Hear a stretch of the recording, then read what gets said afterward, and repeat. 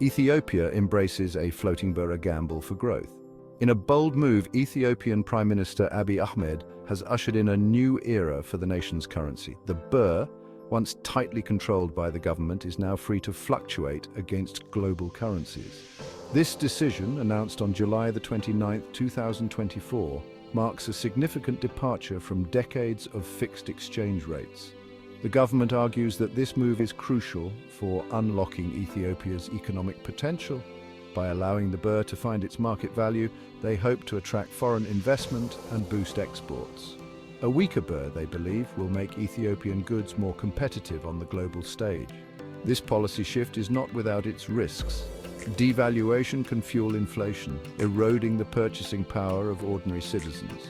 The government is betting that the long-term benefits of a more open economy will outweigh these short-term challenges. Only time will tell if this gamble will pay off. The success of this policy hinges on the government's ability to manage the transition effectively and address the potential pitfalls. Echoes of devaluation, past lessons and future uncertainties. Ethiopia's decision to float its currency has sparked debate, drawing comparisons to similar moves made by other countries. Some point to the success stories of nations like India and China, which liberalized their exchange rate regimes and witnessed remarkable economic growth. Others caution against drawing hasty parallels. They highlight instances where devaluation led to economic turmoil, citing examples like Argentina and Venezuela. These countries experienced runaway inflation and economic instability in the aftermath of currency devaluations. The truth lies somewhere in between these extremes. The outcome of such a policy shift is rarely predictable and depends on a complex interplay of factors. These include the overall health of the economy, the government's fiscal discipline, and the response of businesses and consumers. Ethiopia's experience with a floating birr will likely be shaped by its unique circumstances. The country's economic structure, heavily reliant on agriculture and vulnerable to external shocks, adds another layer of complexity to the equation. The IMF and World Bank partners, or architects of austerity.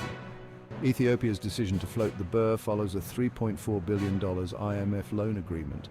A $16.6 billion World Bank aid package highlights Ethiopia's economic challenges.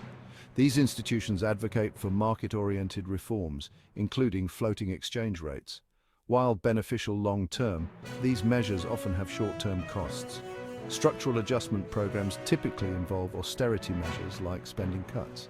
These policies can worsen poverty and inequality, affecting the most vulnerable. Critics argue these institutions prioritize creditors over citizens' well-being. Structural adjustment programs often lead to social unrest and political instability. Ethiopia must balance financial assistance with the social costs of reforms, navigating the choppy water's immediate economic impacts. Ethiopia's currency devaluation has led to uncertainty and volatility. The birr's sharp decline makes imports more expensive, fueling inflation. Consumers face higher prices, especially those already struggling. Businesses grapple with higher production costs due to expensive imports. Exporters benefit as their products become more competitive internationally. The government aims for a balanced economy with increased exports. Addressing inflation is crucial for a smooth transition.